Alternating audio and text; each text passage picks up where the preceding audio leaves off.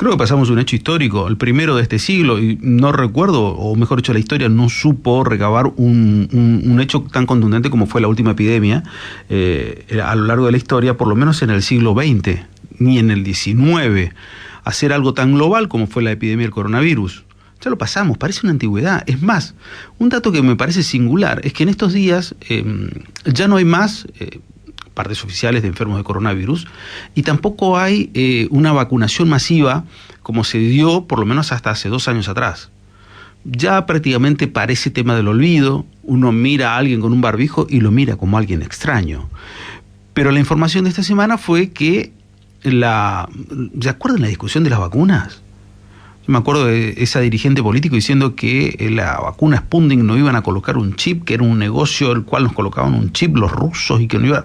Todo un delirio, que uno mira con el tiempo y dice, hasta esa pavada dijimos. Bueno, pero esta semana la información era que una de las vacunas que él había colaborado para la creación de esta vacuna, la prestigiosa Universidad de Oxford de Inglaterra, AstraZeneca, esa vacuna era retirada completamente. Me acuerdo que cuando era la discusión de las vacunas, decía, la vacuna tiene que tener un periodo de 5 a 7 años, pero la urgencia nos llevó a usar lo que teníamos a mano y lo que había evolucionado. Hugo Pizzi siempre fue un hombre de referencia para nosotros en todo esto, vacunas, epidemiología. Doctor Hugo Pizzi, ¿cómo le va? Buen día, ¿cómo está usted? ¿Qué tal, Daniel? Buen día, el placer de escucharlo. La verdad que sí, esto que era prácticamente cotidiano, diario, se aflojó bastante, digo, la convocatoria y la consulta a usted en particular. Doctor Pizzi, ¿qué tengo que leer cuando dicen lo de la vacuna AstraZeneca? ¿Que la vacuna AstraZeneca era mala, era buena? ¿Qué tengo que pensar, digo, desde la ignorancia? Por eso llamamos a usted un conocedor de esto. ¿Qué hay que analizar con eso?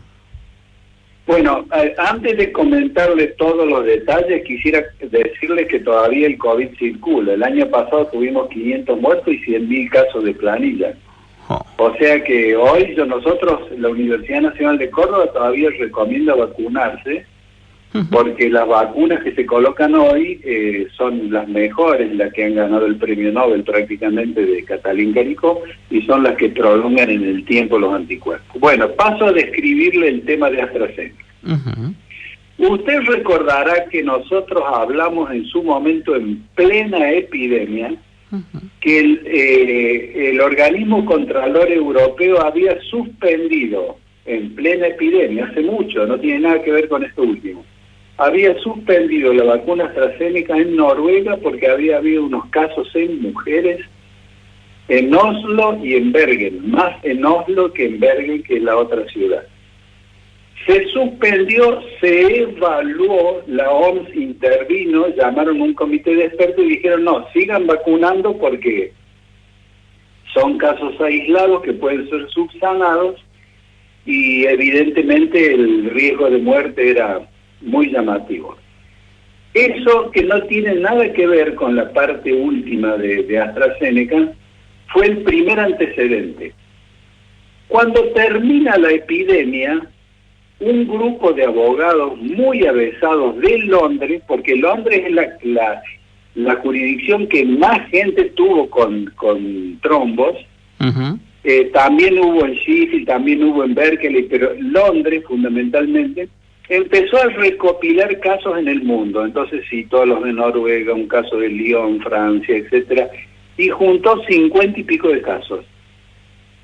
Los 50 y pico de casos hicieron la demanda al laboratorio. En un primer momento el laboratorio dijo, no, nosotros no nos hacemos cargo de esto pudo haber sucedido por cualquier otra circunstancia. Sin embargo, 20 días después de haber dicho no, llaman los abogados del laboratorio al grupo de los londinenses y le dicen, vamos a pagar tantos millones de libras esterlinas.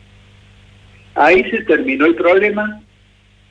Todos aceptaron, los que habían muerto por coágulos cerebrales, que eran los menos, aceptó la familia, porque ellos ya no estaban, pero habían hecho la demanda.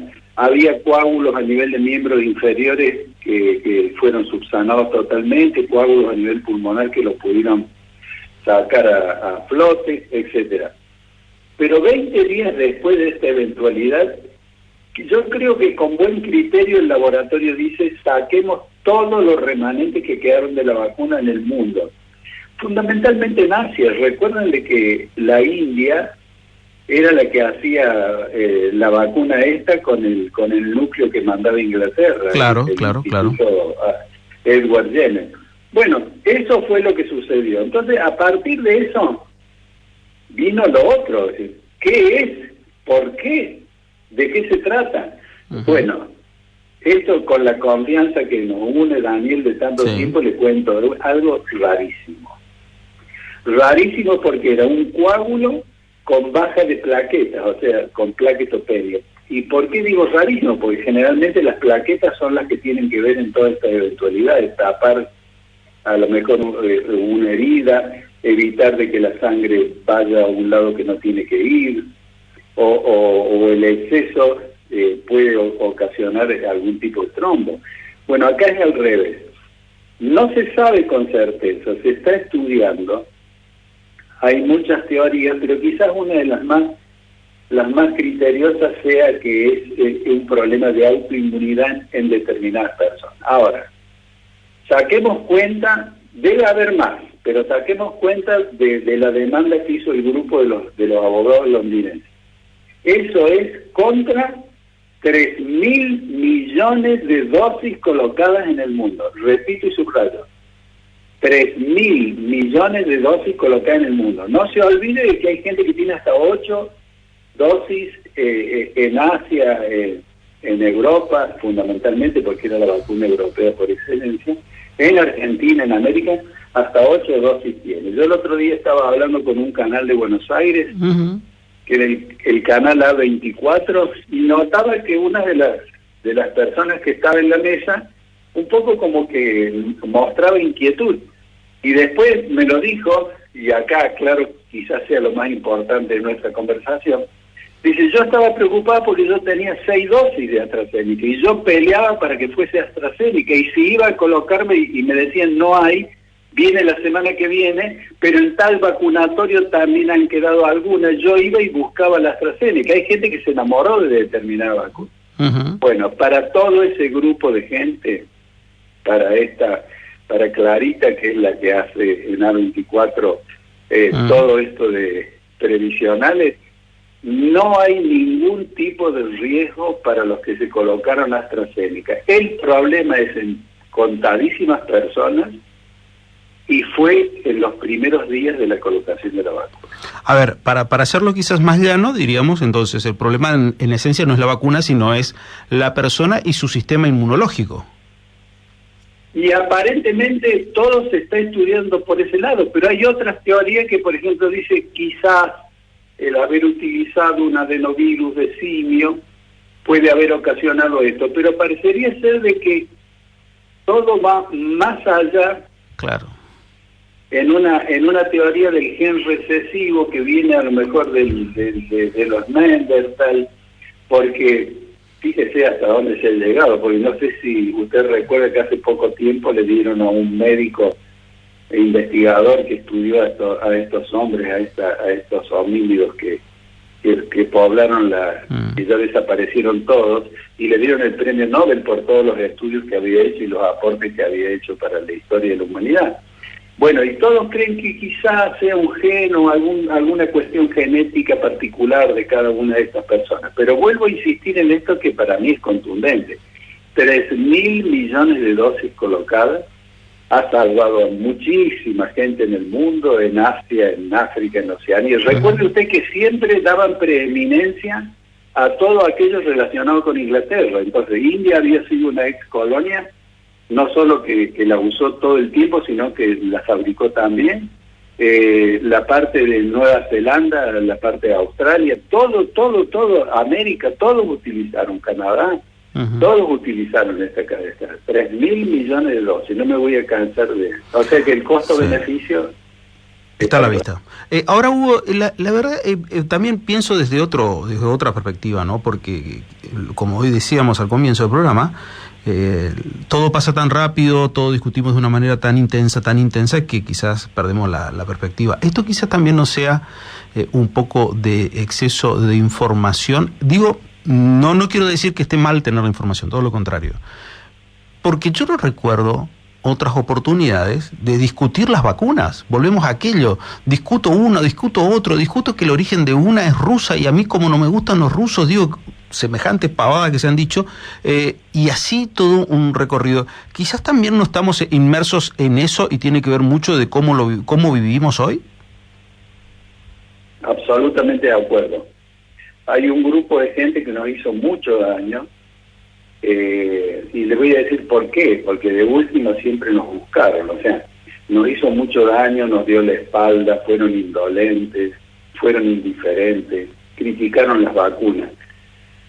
Inclusive algunos que después se arrepintieron y por televisión pedían perdón, el caso del youtuber ese que tenía millones de seguidores, el italiano joven que salió en silla de ruedas con el oxígeno porque no podía ni hablar y pedía perdón, esto existe, pero acá sucedió mucho y la experiencia mía con nuestra gente, porque yo perdí la mitad de los médicos formados por mí. Hay una placa que se inauguró en la Facultad de Medicina, lleva 10 minutos leerla. La primera etapa cuando era un virus desconocido con una capacidad destructiva inimaginable. Bueno, todos esos que tanto criticaron cuando le faltó el aire al hijo, a la esposa o a ellos mismos, acudían presurosos pidiendo auxilio. Y se olvidaron de todo el daño que nos hicieron. Porque usted debe prestar atención a un detalle, Daniel, y eso puede haber sucedido hasta en la manzana, en la cuadra y en el barrio. Había personas que tocaban timbre y amedrentaban a los vecinos. Doña Clara, no se ponga esto. Señora Luisa, ni se le ocurre colocársela. Y después hablaban y constantemente hablando mal de las vacunas, que no existía el COVID y demás. Bueno, le cuento y le doy un dato de un estudio multicéntrico. ¿Qué nos hizo el COVID? El COVID nos ha quitado a los adultos 1 año, 6 meses, o sea, 18 meses de expectativa de vida. Esto está totalmente estudiado, está totalmente evaluado por distintos centros de investigación de todo el mundo. Y ese mismo informe dice que no fueron 8 millones, como dice la OMS, sino que con todos los conexos han sido 14 millones de muertos que ha ocasionado esa pandemia, lo más grande que se ha conocido en la era moderna, ¿no? Claro, me quedé pensando en todo eso, la verdad, una cifra enorme. ¿Aprendimos algo del COVID? Bueno, por ahí me da la sensación de que los criteriosos son más criteriosos y los indiferentes son más indiferentes. Ahora hay muchas cosas para pensar eso. Hablo de Argentina, nada más que de Argentina y lo que me tocó vivir a mí. Ahora con el tema del dengue, una preocupación tremenda, también volvemos a lo mismo, la indiferencia, que no existe, que no hay que preocuparse, que no te tenés que vacunar, y bueno, entonces parecería ser que es el mismo grupo que está actuando, pero yo creo que influye mucho la educación que hemos tenido. Hay 10 millones de personas que no estudian, que no trabajan, no saben leer un texto. Entonces, ¿qué le puedo hablar yo de patologías tropicales o de virus agresivos? O sea, yo creo que estamos inmersos en una situación complicada. Por eso yo insisto con que tenemos que educar, tenemos que enseñar, tenemos que formar y una serie de cosas más, porque si no, con todos estos desafíos siempre vamos a ir perdidosos, a tal punto, Daniel, que si usted analiza hace 60 años, y esto es una frialdad ya, ¿no? 60 años que todas las facultades de medicina del mundo tienen una cátedra que se llama medicina preventiva. Y observe el detalle usted, siempre corriendo detrás de los acontecimientos. Entonces, ¿dónde está la medicina preventiva? No existe. No existe. Desgraciadamente no existe. Hugo, un abrazo, la verdad, a la distancia, y siempre gracias por su generosidad con nosotros para tomarse un tiempito para poder charlar y explicarnos tan fácilmente esto que nos lleva también a interpelarnos permanentemente. Gracias, Hugo. Bueno, le devuelvo con afecto el abrazo y cordialmente saludo a toda su audiencia. Por favor, gracias. El doctor Hugo Pizzi, un prestigioso médico argentino.